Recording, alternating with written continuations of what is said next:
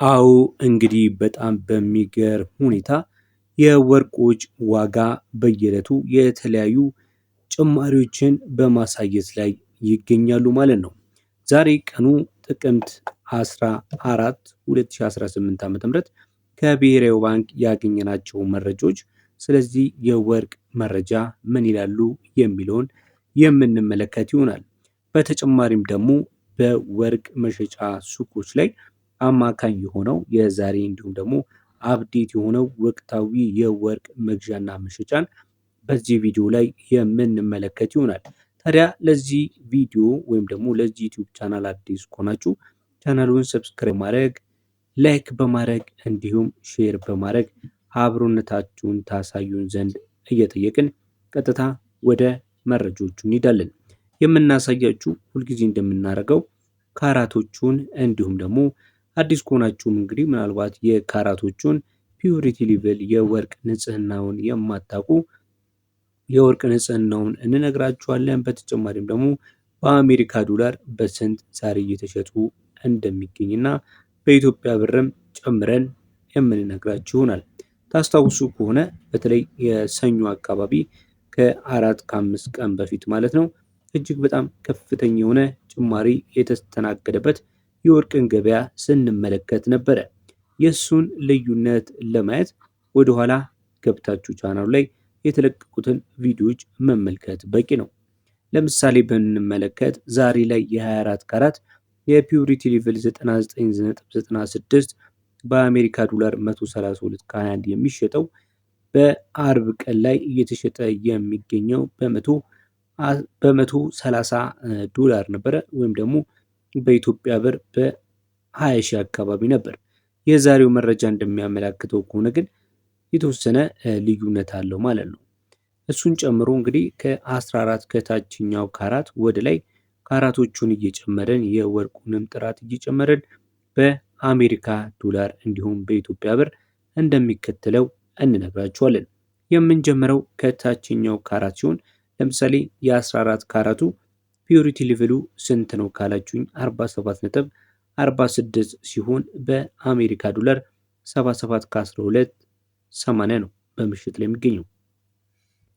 በኢትዮጵያ ብር ደግሞ ትንሹ ካራት ማለት ነው በግራም እየተሸጠ የሚገኘው 11643 ከ46 ነው። ሌላኛው ካራት 15 ካራት ነው። ይሄ 15 ካራት ምንም እንኳን እንደ 14 ካራቱ ታዋቂና በብዙዎች ዘንድ ተመራጭ ባይሆንም ነገር ግን በአይነት እንዲሁም ብሔራዊ ባንክ ከሚያቀርባቸው ሮ የሆኑ ጎልድ ማቴሪያል መካከል አንዱ ነው ማለት ነው። ይሄ ባለ 15 ካራቱ ወርቅ የንጽህና ደረጃው 54.13 ሲሆን በአሜሪካ ዶላር ደግሞ በ82 ከ63 ነው በምሽት ላይ የሚገኘው።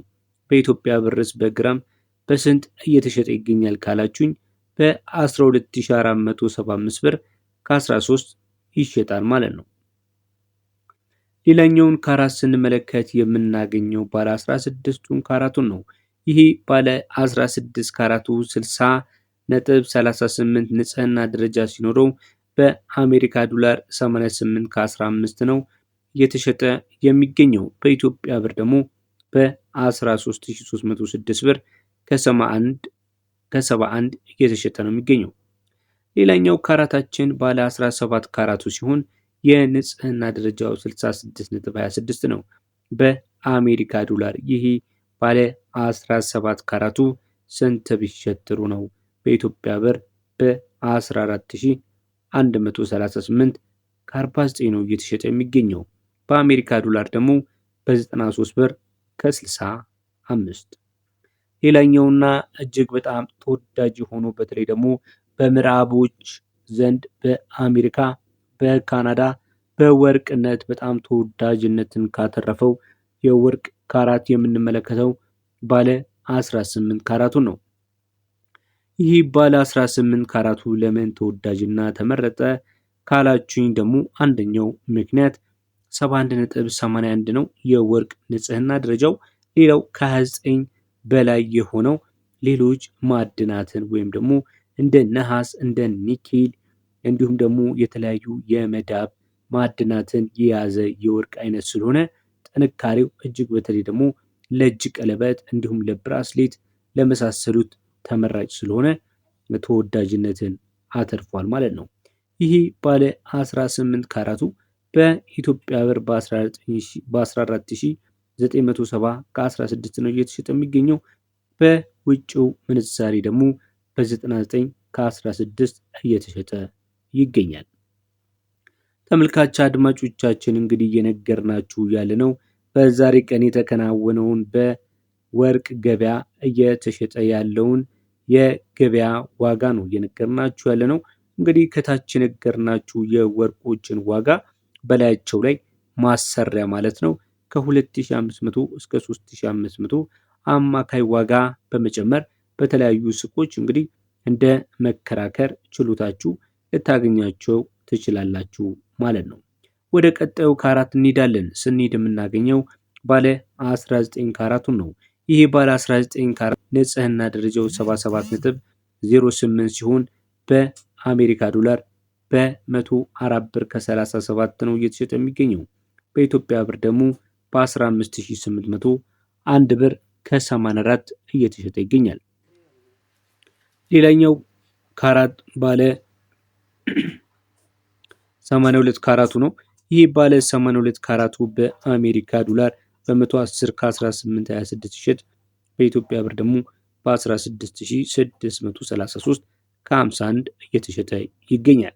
21 ካራት ወርቅስ ስንት ገባ ካላችሁኝ ይህንን ከመንገር በፊት ቻናሉን እየተከታተላችሁ ያላችሁ ሰብስክራይብ እንዲሁም ላይክ ሳታደርጉ ከሆነ አንድ ጊዜ ፖዝ አድርጉትና ለቻናሉ አዲስ ከሆናችሁ ሰብስክራይብ እንዲሁም ላይክ በማድረግ ቤተሰብ ከሆናችሁም እንግዲህ ሌሎች ሊሰሙ ይገባል ለምትሉት ቤተሰብ ጓደኛ ሼር በማድረግ አብሮነታችሁን ታሳዩን ዘንድ በማክበር እንጠይቃለን።